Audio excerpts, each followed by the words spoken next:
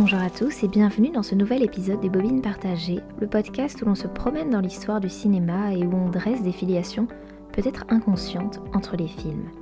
Vous avez pleuré devant Eternal Sunshine of the Spotless Mind, le bijou de Michel Gondry qui mélangeait voyage dans le temps et histoire de rupture avec une délicatesse et une inventivité folle. Mais connaissez-vous Je t'aime, sorti en 68 ? Ce film qu'on a jugé mineur dans la filmographie d'Alain Resnais pourrait fortement vous intéresser pour ses similitudes avec Eternal Sunshine. De plus, son processus d'écriture est ultra original. Entrons dès à présent dans ce film et à la fin de ce podcast dans l'œuvre d'Alain Resnais. Les Bobines Partagées, épisode 13, c'est parti.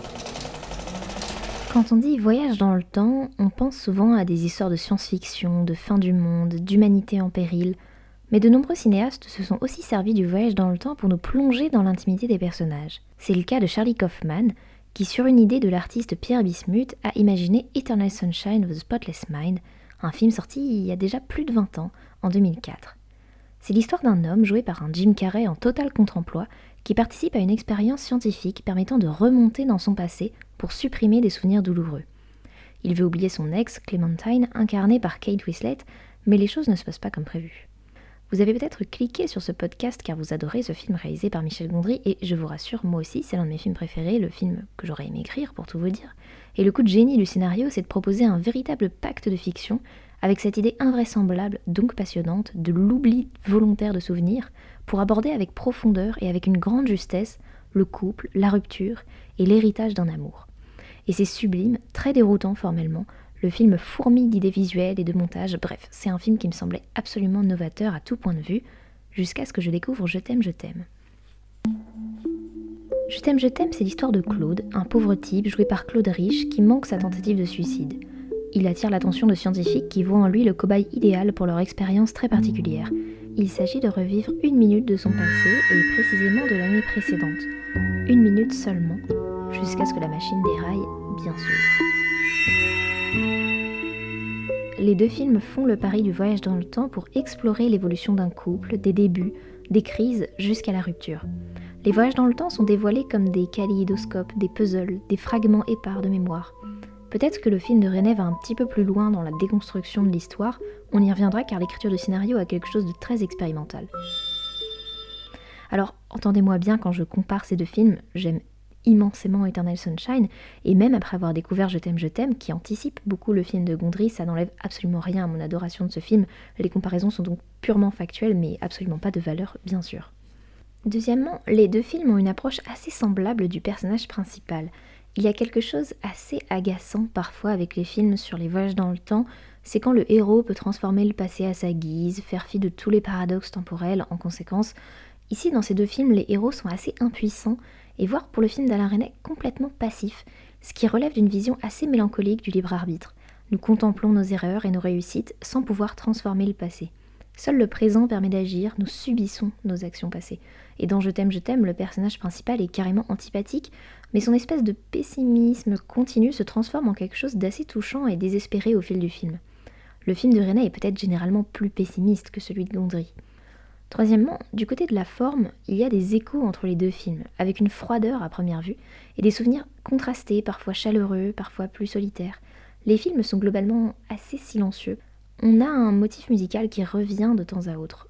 Alors, dans le film de Resnais, il y a quand même le lieu de transformation qui est complètement improbable, une espèce de sofa géant qui semble presque fait de chair. On n'est pas très loin de Cronenberg. Alors évidemment, les deux films s'opposent sur beaucoup de choses, et on ne va pas faire un jeu de cette différence. Le grand contraste entre les deux, c'est sur l'écriture des personnages féminins, il me semble. Chez Michel Gondry, Clémentine est un peu fofolle, pétillante, jamais à court d'idées, alors que chez Resnais, l'ex-compagne de Claude, Catherine, est bouleversée par l'idée de la mort, elle ressasse beaucoup. C'est un film qui, comme Eternal Sunshine, aborde assez discrètement le sujet de la dépression et plus largement de l'angoisse, d'une façon assez délicate et très juste. Alors, autant l'avouer tout de suite, à ma connaissance, je n'ai pas entendu Michel Gondry parler du film de Resnais comme une influence pour son film. Peut-être l'a-t-il vu, peut-être pas.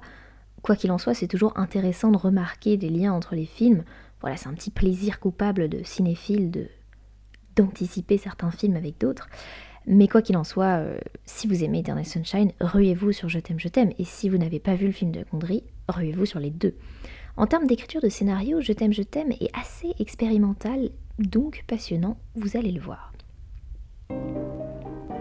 Le scénariste de Je t'aime s'appelle Jacques Sternberg, c'est un romancier et un auteur de nouvelles ultra prolifique dont Alain Resnais apprécie les textes.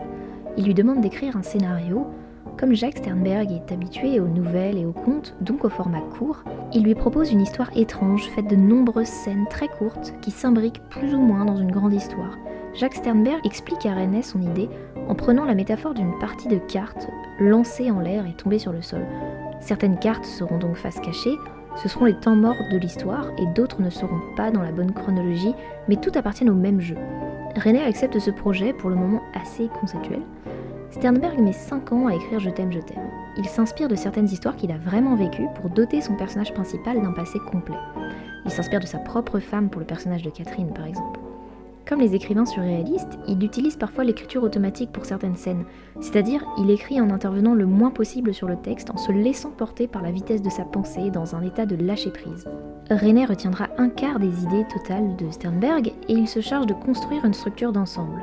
Certaines séquences apparaissent un peu à part dans le film, on dirait qu'elles ne sont reliées à rien d'autre. Ça donne un côté expérimental au film, en même temps qu'assez réaliste, parce qu'au fond, dans la vie, il y a des minutes que l'on vit où on attend quelqu'un, où on pense, où on fait des choses incohérentes, soit des minutes qui semblent déliées de tout le reste, comme dans Je t'aime. On a maintenant le scénario, mais le film a un peu de difficulté à se monter, malgré la réputation d'Alain Resnais, nous reviendrons dans un instant sur sa carrière. Le film reçoit la moitié de l'avance sur recette de la part du CNC, et il ne fonctionnera pas tellement pour plusieurs raisons. La première, c'est qu'il sort juste avant mai 68, donc il y a assez peu de spectateurs au cinéma à ce moment-là, il y a un petit peu plus urgent à faire. Et en conséquence de mai 68, le Festival de Cannes est annulé alors que le film aurait pu profiter de cette exposition. D'autre part, le film est quand même assez déroutant, non linéaire, dans une forme très moderne. Par exemple, au début du film, moi je trouve ça génial, mais tout le monde peut ne pas adhérer, le personnage de Claude Rich est filmé dans des plans très larges, souvent de dos, donc au début du film, on ne voit jamais son visage, alors qu'on a des dialogues avec les autres personnages filmés en gros plan, mais lui, non.